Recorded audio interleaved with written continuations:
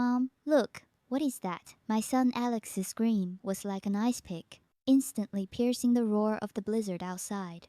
My heart leaped, and my foot instinctively slammed on the brake. The old Jeep shrieked on the icy mountain road, its rear end swinging out at an angle that made my soul leave my body, before finally coming to a stop with a thud against a snowdrift. Gasping for breath, I followed Alex's trembling finger and looked out the window. My heart, which had just begun to warm, sank to the bottom once more. At the very edge of our headlights' reach, on the cliffside, it looked as if some giant beast had taken a bite out of it. The guardrail was completely gone, its broken metal bars twisting and swaying in the wind like a dying, struggling hand. And in the bottomless valley below, behind the curtain of wind and snow, a huge dark shadow was faintly visible. Honestly, my first reaction was to turn around and leave. As a single mother and a veteran who just wanted to live a quiet life with my son in these remote mountains, alarm bells were ringing in my head. This weather, this kind of accident, it all screamed, "Stay out of trouble." I reached for the satellite phone, but the cold words, "No signal," on the screen cut off my escape. The snow had isolated us from the rest of the world. We have to go see," I heard myself say. God knows why I said it. Probably because of that damn doctor's instinct etched into my bones. "Mom, it's too dangerous." Alex grabbed my arm. He was only 12, but his eyes already held the fear of an adult. I knew he was right, but I couldn't stop thinking about my husband. He was an investigative journalist. 3 years ago, while chasing a story about some multinational corporation, he just disappeared. No sign of him, dead or alive. I always wondered if just one person, just one, had been there to lend him a hand when he was in trouble.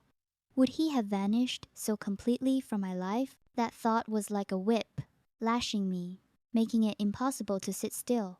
I took a deep breath and grabbed my tactical medical bag from the back seat. "Alex, lock the doors, get down, and don't open them for anyone. You hear me?" Seeing this, I can't help but ask you all, if you were the protagonist in a blizzard with near zero visibility with your child, and you encountered such a strange accident, would you choose to risk going down the cliff to save someone? Or would you leave immediately for safety to protect yourself and your child? Tell me your choice and your reasons in the comments. I stepped into knee-deep snow, and icy water instantly flooded my boots. The wind cut at my face like a knife, and every step felt like a battle against the entire winter. The closer I got to the dark shape, the faster my heart beat. It wasn't an ordinary vehicle at all. It was an armored truck with several bullet holes in its body. My mind buzzed. This wasn't a traffic accident. This was a battlefield. The door was twisted like a mangled can. I used all my strength to pull it open just a crack. A thick stench of blood and gunpowder assaulted me, making me cough. The 2 people in the front were already gone. In the back seat, a man was pinned by the deformed seats, covered in blood. Even covered in blood and dirt, his face couldn't hide its innate coldness and authority. His breathing was as faint as a candle flame in the wind, ready to be extinguished at any moment. I reached out and felt a large gash in his abdomen, with blood gushing out. My mind went blank, with only one thought: I had to get him out. I ran back to the car for the jack and the crowbar. Honestly, I'm a woman who barely weighs over 100 pounds and usually can't even open a water bottle. But at that moment, I felt like a weightlifting champion. I jammed the crowbar into the opening and pressed down with my entire body weight. I could hear my own bones creaking. Finally, with a piercing screech of tearing metal, there was enough space. I dragged him out of the vehicle. The man was as heavy as a bear. I practically rolled him up the cliff. By the time I managed to stuff him into my back seat, I was so exhausted, I collapsed in the snow, unable to tell if I was covered in sweat or melted snow. Starting the car, I didn't drive home. I took a more hidden path to an abandoned ranger's cabin my husband had left behind. My intuition told me this man was huge trouble, and that cabin was our only chance of survival. The abandoned cabin was small and dilapidated, but the fire in the hearth was the warmest thing in the world at that moment. "Mom, is he going to die?" Alex's voice was tearful, and he clutched my jacket. I cut open his blood-soaked shirt. The wound was worse than I had imagined, a through-and-through injury caused by shrapnel. I had no anesthesia, no professional equipment, only my tactical medical bag and a bottle of whiskey my husband had left. "Alex, boil water. Use all the pots we have. Then bring me your father's bottle of liquor." Just as I was sterilizing a scalpel with alcohol, he woke up. His deep gray eyes snapped open, sharp, vigilant, and filled with a commanding pressure that scrutinized everything, like a startled wolf. "Who are you?"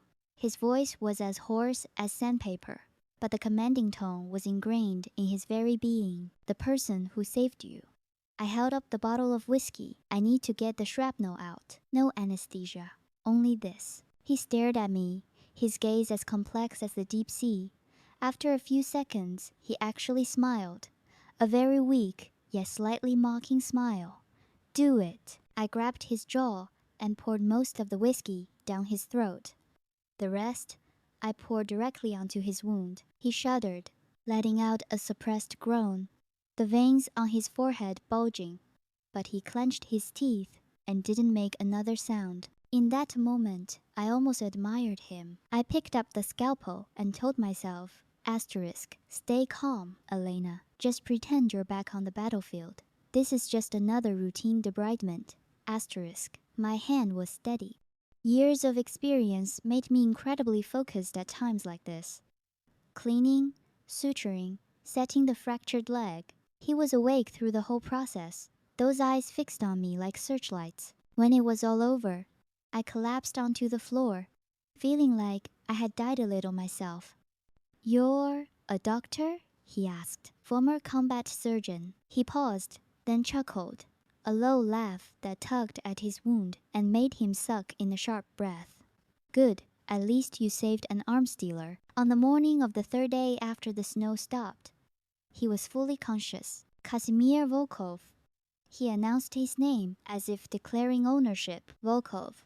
My mind reeled. That was the name my husband had muttered countless times before he disappeared. I had saved times him asterisk? What a cruel joke of fate. This has to be fate. The man she saved turns out to be the dangerous person her husband was investigating before he disappeared. If you were Elena, what would you be feeling right now? Fear or a sense of dramatic irony? Share your thoughts in the comments. "The one who betrayed me is named Ivan," he said, looking out the window, his tone icy. "He'll find this place soon." Just as he finished speaking, a buzzing sound approached. "A drone. Take your son and go," he commanded. "I'll hold them off." "With what? Your words?" I shot back without thinking. Just then, Alex ran over with something in his hand. It was his father's bird tracker. A crazy plan instantly formed in my mind. I tied the tracker to the leg of a rehabilitated hawk and set it free. Then, I helped Casimir up, and Alex and I rushed out the back door into the snowy forest. We fled through the deep snow.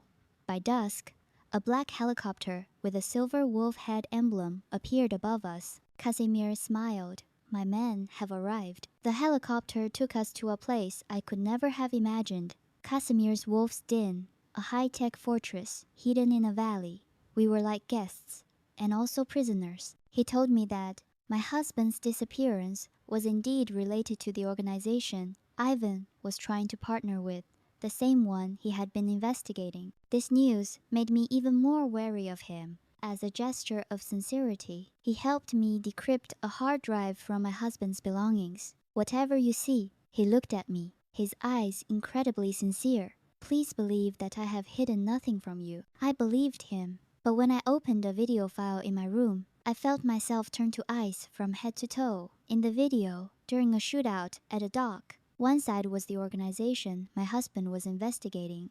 On the shipping containers of the other side, the wolf head logo of the Volkov Group was clearly visible. My husband had died in the explosion from a stray bullet in that conflict. My world spun. I grabbed the laptop, stormed into his study like a madwoman, and slammed it down in front of him. Is this what you call hiding nothing? I screamed, breaking down, tears streaming down my face like broken pearls. My husband, he died at the hands of your people. How can you expect me to trust you? Huh? Casimir looked at the video, his face pale. He closed his eyes, and when he opened them again, they were filled with pain. Elena, let me explain. That was Ivan's unauthorized action. I was overseas at the time. I admit, I didn't tell you the whole truth. I was afraid. I was afraid you would leave me. So, you lied to me? His explanation was like salt on my wounds. I saved you. I thought we had at least a basic level of trust. I was such a fool. I turned and walked away, every step like walking on knives. First thing tomorrow morning, Alex and I are leaving. We're even. Casimir's deception has completely hurt Elena. On one hand, there's the fact that he saved her life and their growing feelings for each other. On the other, the betrayal of the truth about her husband's death. If you were Elena, would you choose to forgive him or leave decisively like she did? This is a tough one. Tell me your thoughts in the comments. I didn't sleep that night.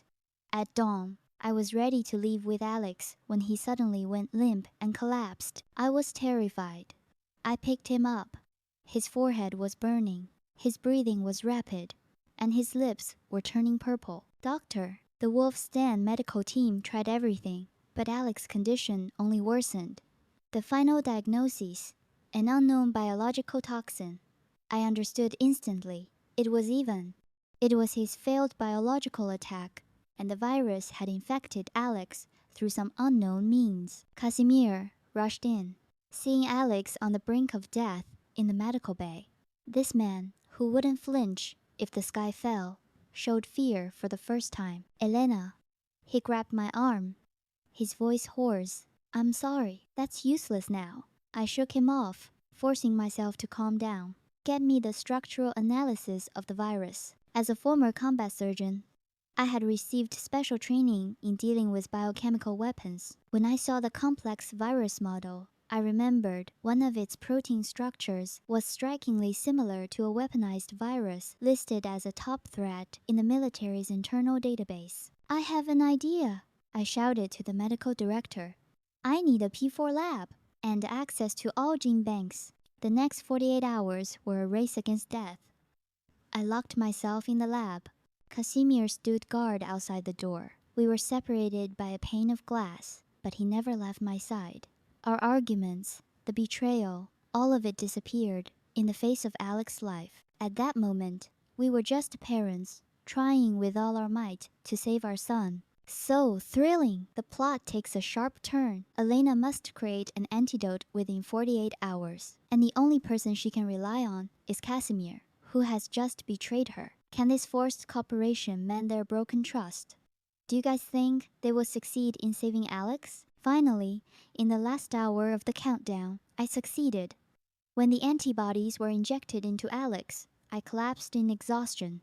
Casimir rushed in, holding me tightly in his arms, hot tears streaming down his face for the first time for someone else. Thank you for not giving up. Alex was saved. This crisis, like a great fire, had burned away all the barriers between us.